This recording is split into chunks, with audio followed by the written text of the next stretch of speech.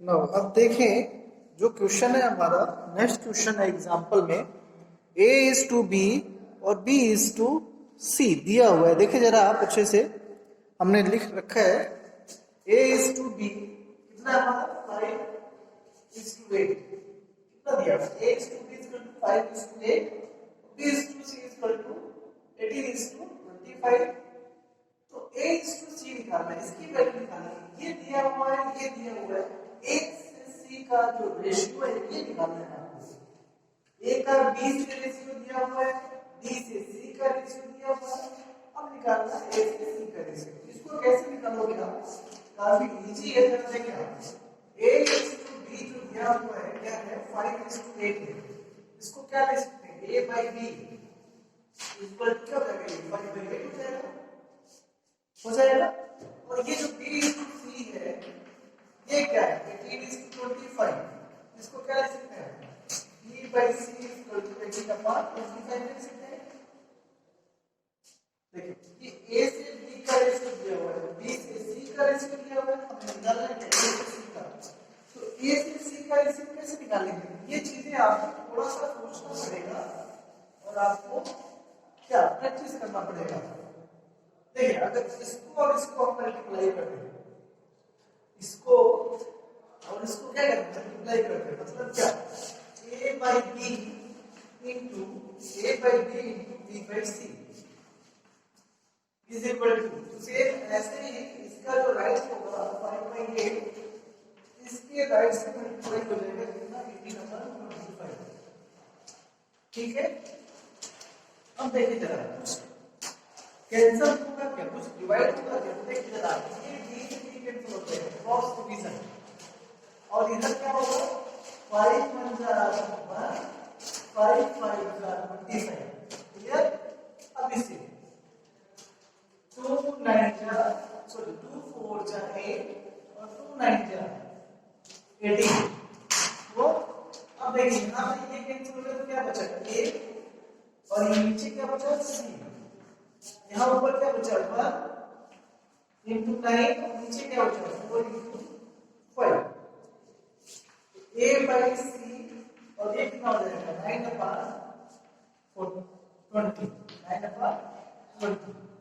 देखिए a और c आ गया हमें जो निकालना था क्या करना है a और c निकालना ये दिया हुआ इन दोनों को हमने मल्टीप्लाई कर दिया और क्या आ गया हमारा a by c आएगा a by c को लिख सकते हैं a is to c और इसको क्या लिख सकते हैं 9 is to 20 समझ में नहीं है कैसे करेंगे इस टाइप के क्वेश्चन को आप देखेंगे जब इस टाइप के क्वेश्चन पूछेगा एक जो लेटर होगा एक अल्फाबेट होगा जैसे a is to b b is to c एक जरूर कॉमन होगा उसमें एक क्या होगा वैसे कॉमन जरूर होगा अगर इस टाइप का पूछता है तो अगर दो इसको क्या हुआ है इस तरह से पूछ रहा है तो एक जरूर उसमें कॉमन होगा और आप मल्टीप्लाई करके या तो डिवाइड करके उसको हम फाइंड आउट कर सकते हैं। जरा नेक्स्ट क्वेश्चन देखते हैं कि दूसरे टाइप का ये तो एक टाइप का क्वेश्चन हो जाएगा रेशियो से एक दूसरे टाइप का जो क्वेश्चन है जरा देखें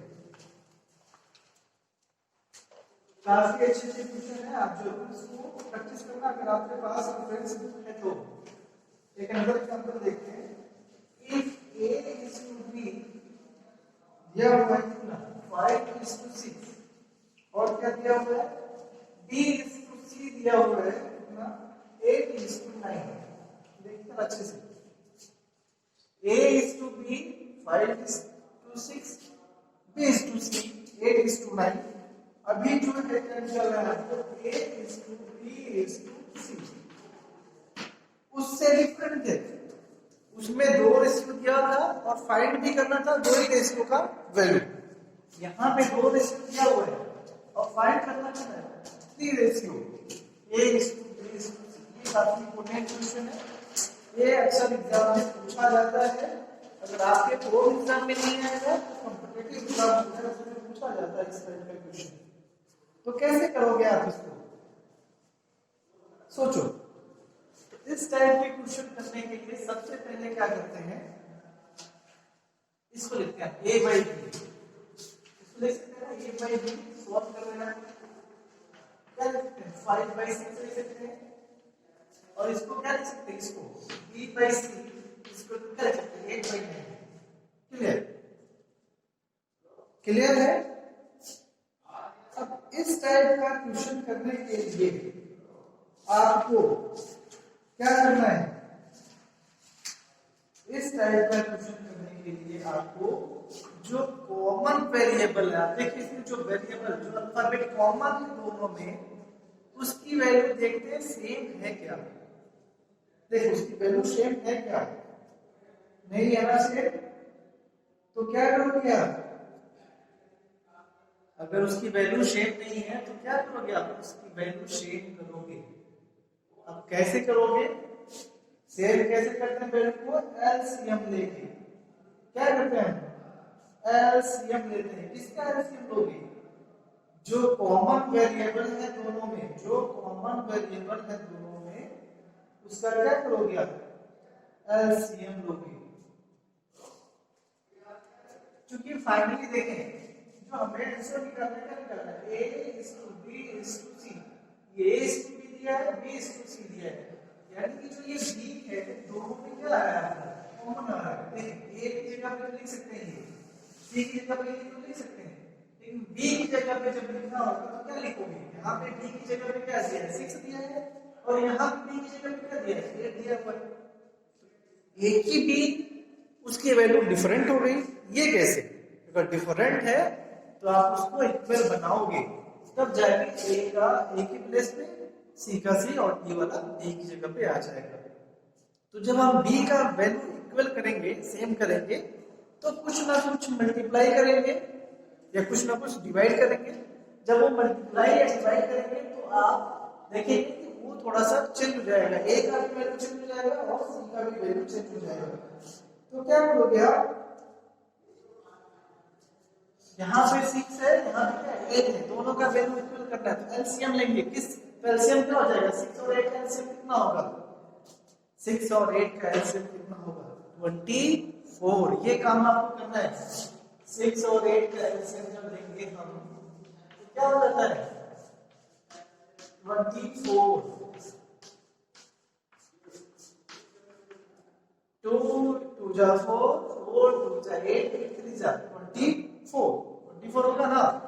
अब 24 होगा तो आप क्या करोगे, इस वाले में, इसमें क्या करोगे, 24 से क्या करोगे, मल्टीप्लाई करोगे, a by b into क्या हो जाएगा इक्वल टू 5/6 into 24 करेंगे ना, 24 से मल्टीप्लाई क्या करोगे, 24 से मल्टीप्लाई करोगे, ऊपर और नीचे, ऊपर भी करेंगे नीचे भी तो करेंगे ना, तभी तो ये कैंसिल हो जाएगा, तो बस हो जाएगा हमारा बैलेंस हो जाएगा। अब ये कितना हो जाएगा 25 सॉरी 5 into 24, 5 4 जा 20, 2 5 2 जा 10, 5 4 जा 25 2 जा 10 and 2 12, और ये कितना हो जाएगा 6 4 जा 24, 2 कैरी 6 2 जा 12 and 2 14। ये हो जाएगा हमारा a to b।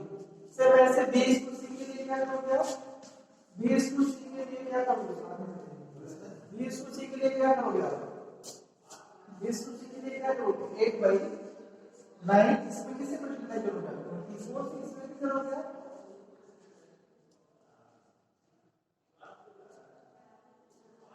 24 से करोगे कितना हो जाएगा, कुछ मिस्टेक हो रहा है क्या, इसमें कुछ मिस्टेक हो रहा है, थोड़ा सा सोचना है, हमने थोड़ा सा मिस्टेक कर दिया, 24 से नहीं मल्टीप्लाई करेंगे, इसमें क्या होगा, एलसीएम लिया हमने क्या 26 और 8 का एलसीएम कितना है 24, 6 और 8 का एलसीएम कितना है आपका 24, यानी लिखेंगे LCM of 6 and 8 equal to 24।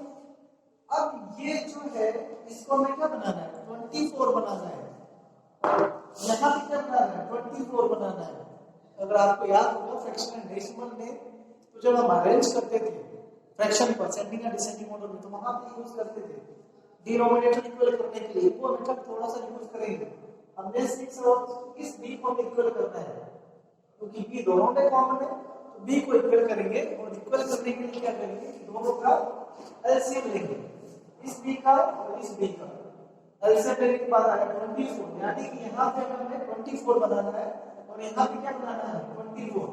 तो कैसे बनेगा यहाँ पे 24, तो आप यहाँ पे किससे मल्टीप्लाई करोगे 4 से, किससे मल्टीप्लाई करोगे 4 से, तभी तो 24 होगा।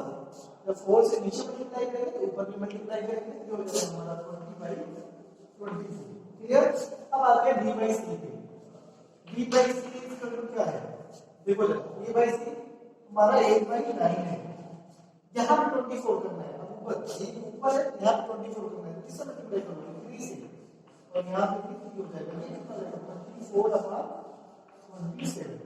अब देखो दोनों जगह b की वैल्यू क्या होगी सेम होगी, और जैसे ही b की वैल्यू सेम होगी उसके बाद क्या करना है आपको, ज्यादा कुछ नहीं करना है।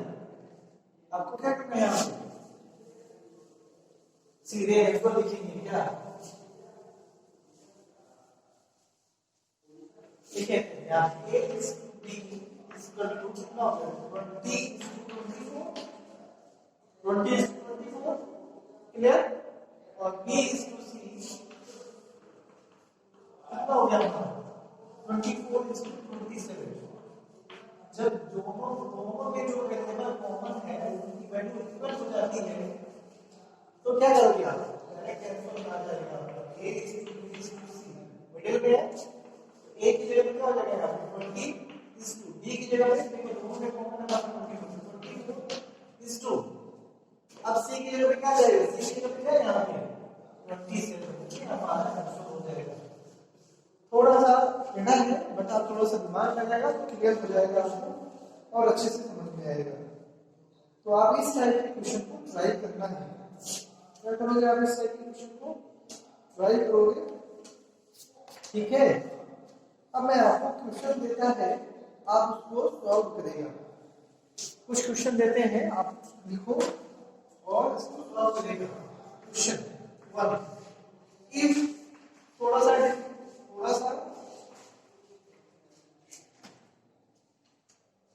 if a is to b is equal to 7 is to 5, a is to b is equal to 7 is to 5, and b is to c is equal to 9 is to 14। अब आपको a फाइंड क्या find करना है, a to c, a is to c की value क्या होगी find करना है। Question number 2 if a is to b, practice करते हैं, जितना प्रैक्टिस करोगे आपको समझ में आएगा, अदरवाइज आपको समझ में नहीं आएगा। a is to c is equal to 16 is to 25, क्या फाइंड करना है, find a is to c, ठीक है। अब आते हैं question number 2, if a is to b equal to 3 is to 5 और b is to c is equal to 10 is to 13, क्या फाइंड आउट करना है, a is to b is to c find out करना है। देखिए जरा अच्छे से question number 4, a is to b, if आप सारा का सारा क्वेश्चन ट्राई करना, आपके लिए काफी बेनिफिशियल होगा, बेनिफिट करेगा आपको आगे जाके। और एग्जाम के लिए एग्जाम में इस टाइप के क्वेश्चन आते हैं तो आप जरूर ट्राई करना। 4 is to 7 और क्या फाइंड करना है, a is to b is to c, ये फाइंड आउट करना है आपको। तो ये हमारे 4 क्वेश्चन होंगे, इसको ट्राई करना है। एक और क्वेश्चन नोट डाउन करो जरा, मैं आपको लिख रहा है हमारे यहाँ के लिए। अगर दिया हुआ है question number 5, if 2a is equal to 2b, so b is equal to 4c, तो फाइंड करना है क्या, a is to b is to c। तो देखो 2a is equal to 3b, ये इसके इक्वल है, ये इसके इक्वल है, तो यहाँ तो रेशियो नहीं दिया हुआ है, तो पहले क्या निकालोगे आप यहाँ पे, सबसे पहले इस दोनों को लेकर क्या निकालोगे, a is to b निकालोगे। यहाँ से इन दोनों के लिए पहले इन दोनों को लोगे आप 2a और 3b को इक्वल करके यहाँ से इसको b निकालोगे। पहले यहाँ से क्या, अब दूसरी बार इसको लोगे, यहाँ से क्या निकलेगा b is to c, यहाँ से b is to a is to b, यहाँ से b is to c, तब डायग्राम तब a is to b is to c निकालोगे। तो ये है कुछ इंपॉर्टेंट क्वेश्चन है जो आपको जानना जरूरी है और आप जरूर ट्राई करना, अदरवाइज डिफिकल्टीज हो सकती है आगे जाके आपको, ठीक है, इससे बच नहीं सकते आप। इसके बाद जो हमारा नेक्स्ट जो टॉपिक आता है प्रोपोर्शनेट आता है। क्या आता है? प्रोपोर्शनेट। क्या होता है? प्रोपोर्शन। क्या होता है नेक्स्ट? प्रोपोर्शन। प्रोपोर्शन क्या होता है जरा देखिए इसको आप। रेशियो बढ़ गया, रेशियो में डाउट नहीं होना चाहिए आपको, अगर कोई भी डाउट है तो आप जरूर पूछना। नेक्स्ट आपने नाम लिखना होगा रेशियो एंड प्रोपोर्शन। तो रेशियो तो बढ़ गया, क्या होता है? अब आती है हमारी प्रोपोर्शन। प्रोपोर्शन क्या होता है? प्रोपोर्शन के बाद हम दूसरी मेथड पढ़ेंगे जो आप जानते हैं पहले से एक दूसरी मेथड। प्रोपोर्शन क्या होता है? जैसे प्रोपोर्शन क्या होता है देखिए जरा। अगर दो ए बी सी 4 नंबर है, अगर 4 नंबर लेते हैं क्या कहते हैं? अगर ए बी सी हमारे 4 नंबर हैं, थोड़ा इसका डिफिनेशन लिखूंगा। Proportion is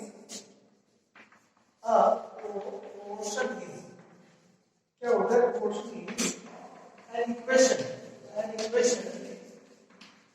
A proportion is an equation that states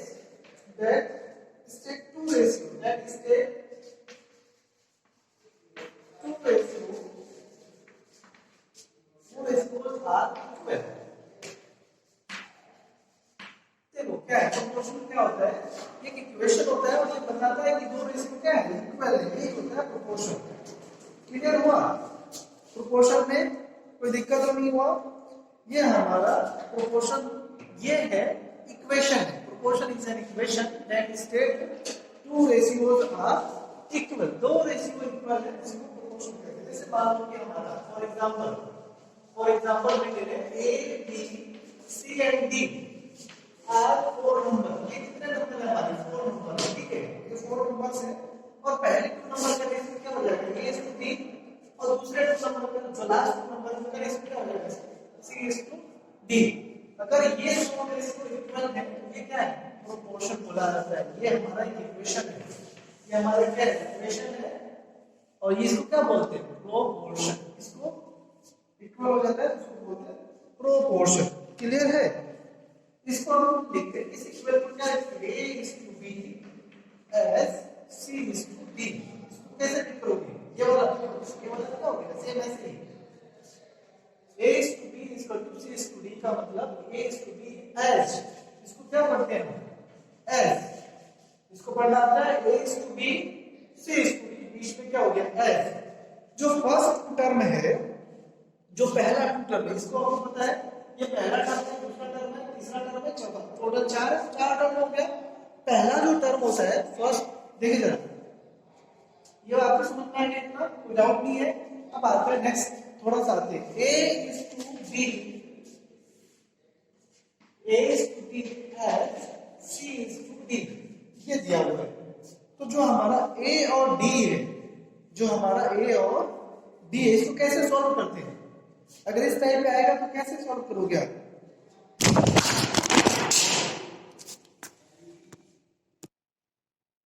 जो हमारा A is to B as C is to D है, तो हम इसको कैसे लिखते हैं? A क्रॉस D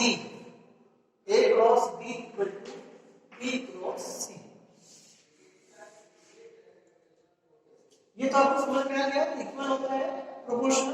अगर इस टाइप का लिखा है A is to B as C is to D, इसको कैसे लिखेंगे आप? कैसे होगा? A is to B as C is to D को कैसे लिखोगे आप? जैसे एक्चुअली में होता है, जरा ध्यान से देखिए, ये होता है कैसे, हम आप इसको समझाते हैं। ये क्या हो गया हमारा? A by D हो गया, इसका क्या हो जाएगा? C by D हो जाएगा। जरा क्रॉस मल्टीप्लाई करो, क्रॉस A के साथ क्या हो जाता है? ये आ जाता है और ये साथ हो जाता है। यहाँ पे समझ में आएगा कैसे होगा? वो कैसे होगा? यही होता है A is to B equal to C is to D का मतलब A by D equal to C by D। अगर इसको क्रॉस मल्टीप्लाई करते हैं तो क्या होता है? A into D equal to B is to B cross C, B into C। तो वही चीज A is to B as C is to D. इसका मतलब समझ में आ गया, एस क्या होता है, ये इक्वल होता है। क्या होता है इसका मतलब, इक्वल है, आप देखो वहां पे।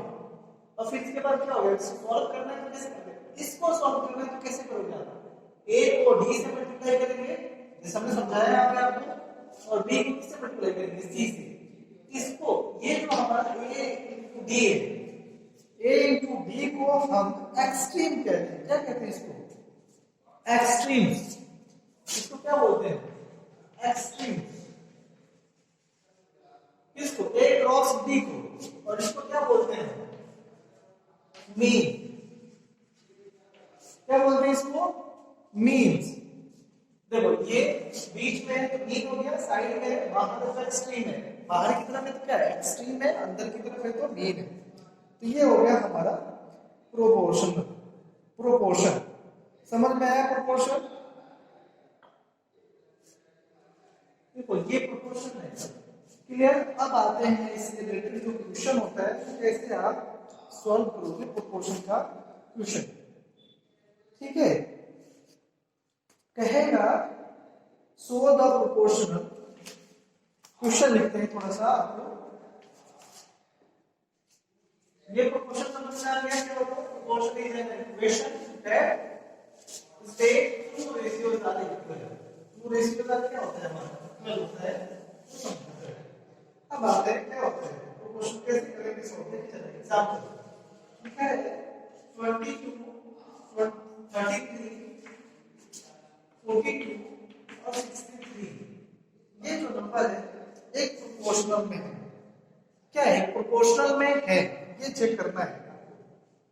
ये जो नंबर है 22 33 42 और 63 are in proportional, are in proportion, proportion, proportion.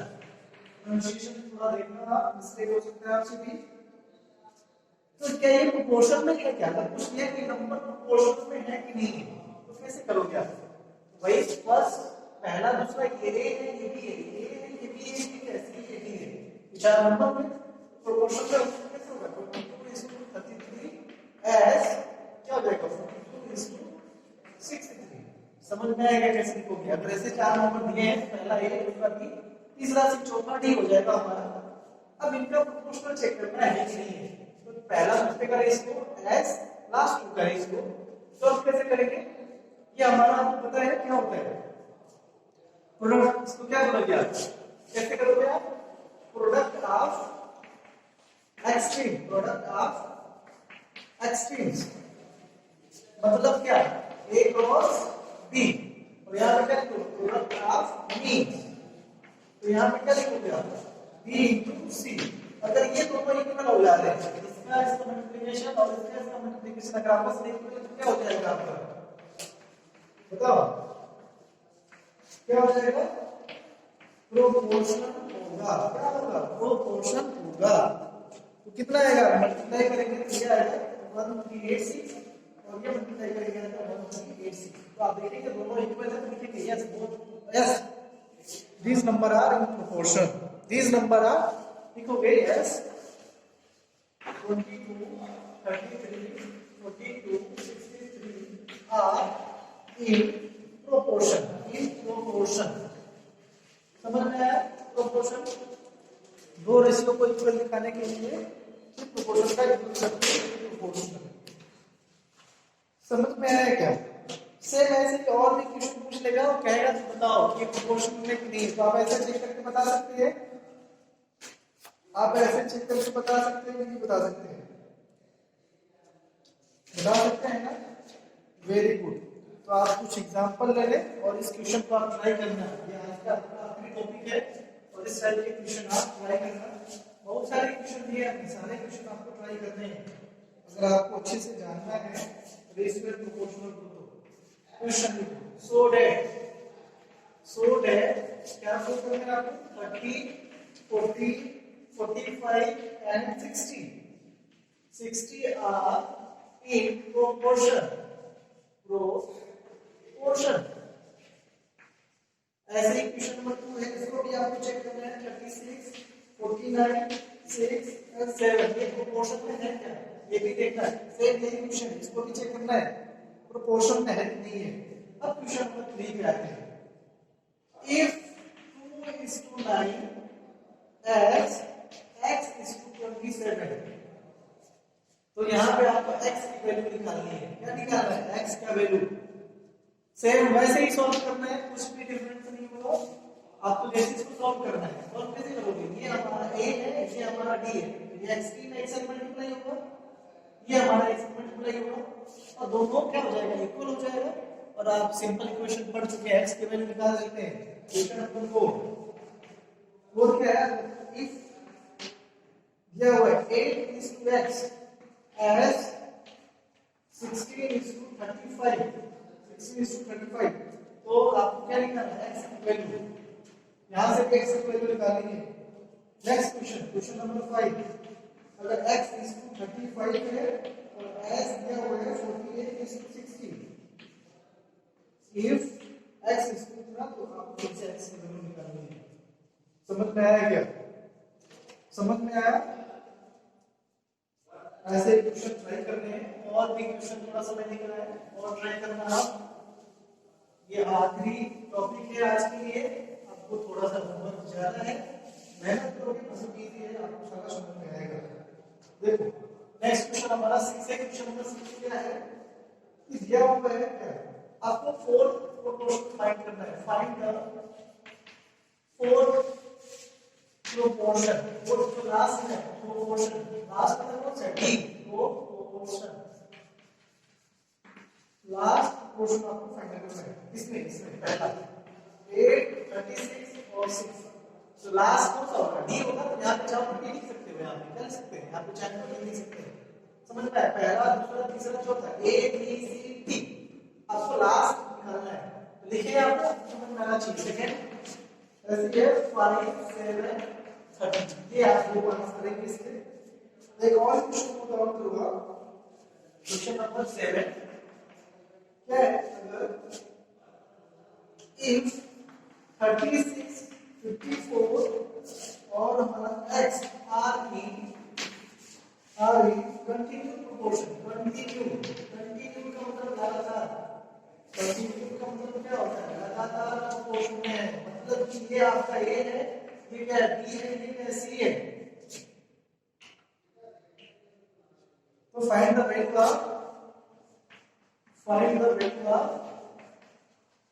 Value of x। ये थोड़ा अच्छा क्वेश्चन है, आप इसको ट्राई करना, ये काफी अच्छा क्वेश्चन है, ये काफी अच्छा क्वेश्चन आपको ट्राई करना है। ये क्वेश्चन x की वैल्यू निकालनी है। ओके, तो ये क्वेश्चन है, आप इसको ट्राई करना। और भी सारे आपके बुक में एग्जांपल दिए होंगे, उसको भी आप ट्राई कर लेना। आज के लिए इतना ही है। Okay, thank you.